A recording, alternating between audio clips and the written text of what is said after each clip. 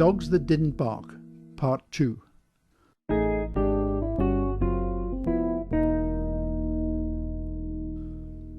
An Ipnosis report on the Psychological Therapies Reference Group meeting, 18th September 2007.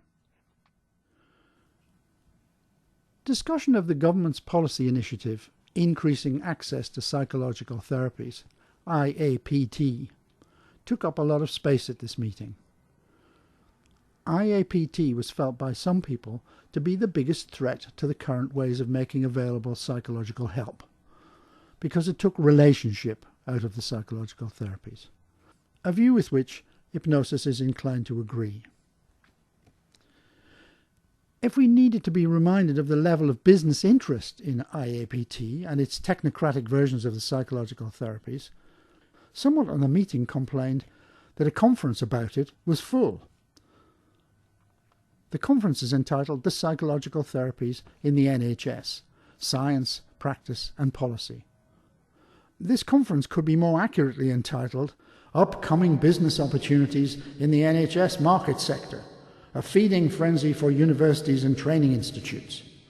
It features no less than 20 professors and 13 PhDs as speakers, plus the Minister of Health and Melvyn Bragg, but not, as far as I can see, a single practitioner. And 2 months before the event, it is indeed full of people, we might suppose, seeking NHS training commissions. A feature of the conference, a third dog that didn't bark at the reference group meeting, is a promised Savoy Declaration, presumably some form of definition of the psychological therapies. The reference group has yet to see the text of this declaration, and it doesn't appear to have been up for discussion with practitioners outside the Big Five executives. Who knows? Will it perhaps echo two previous declarations about righteousness and the moral order?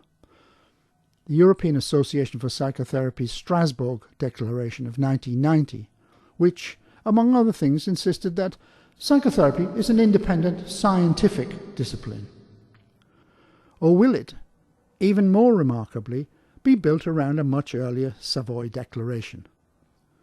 The Savoy Declaration of Faith and Order, 1658, a modification of the Westminster Confession to suit the congregational polity, also made at the Savoy Palace. Such a ludicrous resonance seems beyond belief. Can it be that the hubris fountains of the promoters of this event, which include BACP and UKCP, are in such a state of economic overdrive that they are actually indeed offering us an update to the 17th century declaration, perhaps even a Declaration of Faith and Order 2007, a modification of the psychological professions to suit the present government's polity? However, the 17th century Savoy Declaration may indeed still have considerable potential relevance to current desires for the hierarchical regulation of subjectivity by the state. Here are a handful of quotations. Chapter 6 of the Fall of Man, of Sin, and of the Punishment thereof. Our first parents, they being seduced by the subtlety and temptation of Satan, did wilfully transgress the law of their creation, and break the covenant in eating the forbidden fruit. From this original corruption, whereby we are utterly indisposed, disabled, and made opposite to all good, and wholly inclined to all evil, do proceed all actual transgressions. But let us move on from this remarkable resonance between Christian turf wars and deliverance through increasing access to psychological therapies. Christian counsellors at the reference group meeting expressed some alarm that state regulation of the variety being constructed did not take account of the value and scope of voluntary counselling in the UK, and, paradoxically, the extent to which the NHS heavily relies on it. As one of the officials of the British Association of Counsellors and Psychotherapists present pointed out, 38% of their membership works in the voluntary sector.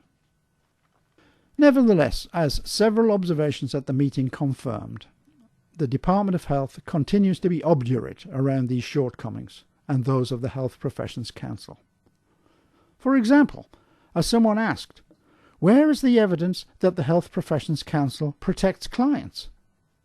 And how does the Health Professions Council's practice of holding all hearings of complaints in public encourage clients with grievances to pursue them? Early in the meeting, there had been an injunction to stick together, and that the Department of Health had been impressed by the continued cooperation between the Big Five.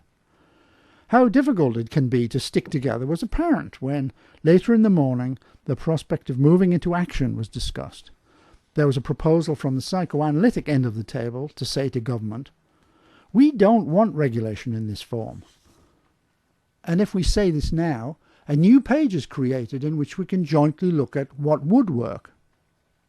This psychoanalytic proposal fell without trace into what increasingly felt like a pool of anxious despondency around the table. There seemed to be a consensus at the meeting that the Department of Health, Skills for Health, and the Health Professions Council simply did not understand the psychological therapies, especially the complexity of them.